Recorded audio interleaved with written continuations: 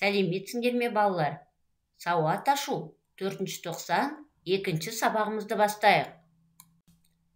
Бүгінгі сабағымыздың тақырыбы ас адамның арқауы, дыбыстар мен әріптер деп аталады. Бұл сабақта сен дыбыс пен әріптің ерекшеліктерін ажыратасың, дыбыстардың мағына ажыратушылық қызметін түсінесің. Балалар, біз өткен сабақта дыбыстар мен әріптер туралы білімді еске түсіргенбіз. Дыбыстарды біз естиміз және айтамыз, ал әріптерді көреміз және жазамыз. Жарайсыңдар балалар. Балалар, қазір көктем мезгілі. Көктем кезінде адам құнарлы, дәрумендері көп, пайдалы тағамдарды көп қолдану керек. Ал балалар, пайдалы тағамдарға қандай тағамдар жатады? Дұрыс айтасыңдар балалар. Пайдалы тағамдарға ботқа, сорпа, сүт өнімдері, жемістер мен көкөністер, ет өнімдері және жаңғақ түрлері жатады екен. Ал зиянды тағамдарға балалар газдалған сусындар, қытырлақтар және тез дайындалатын тағамдар жатады екен. Біз балалар денсаулығымызға пайдалы тағамдарды қолдануымыз керек.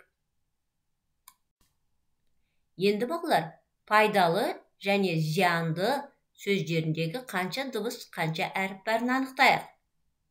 Пайдалы деген сөзде балалар 7 дыбыс, 7 әріп бар. Ал зиянды деген сөзде балалар 7 дыбыс, 6 әріп бар. Себебі зиянды деген сөзде я қосарлы дыбыс. Сондықтан да 7 дыбыс, 6 әріп болады. Енді балалар, мына сөз жұптарын салыстырайық. Ас, ат, он, оң, сол, сөл, тор, төр, дала, қала, бата, бала. Не байқадық балалар? Дұрыс айтасыңдар балалар. Әр сөзде бір дыбыстан өзгерген. Бірақ сол бір дыбыстың өзі сөздің мағынасын өзгертіп тұр. Жарайсыңдар балалар. Енді бірінші жаттығуға қарайық. Мәтінді мәнерлеп оқы. Дастарқанда бауырсақ, кәмпит, қант, нан бар. Атасы Аянға кәмпит алып берді де, дүниедегі ең тәтті нәрсе не деді? Кәмпит деді Аян. Жоқ, таба алмадың. Онда қант. Жоқ, ол да емес. Сен тұзсыз пісірілген нанды, тамақты жей аласың ба деді атасы. Жоқ, ондай тамақ дәмді болмайды ғой. Енді таптың. Дүниеде тұздан тәтті, тұздан дәмді ештеңе жоқ. Балалар, мәтінді түсіндік пе? Мәтінде не туралы айтылған? Аян атасының жұмбақтаған нәрсесін тапты ма? Дүниедегі ең тәтті нәрсе не болды? Енді балалар, үшінші жаттығуға қарайық.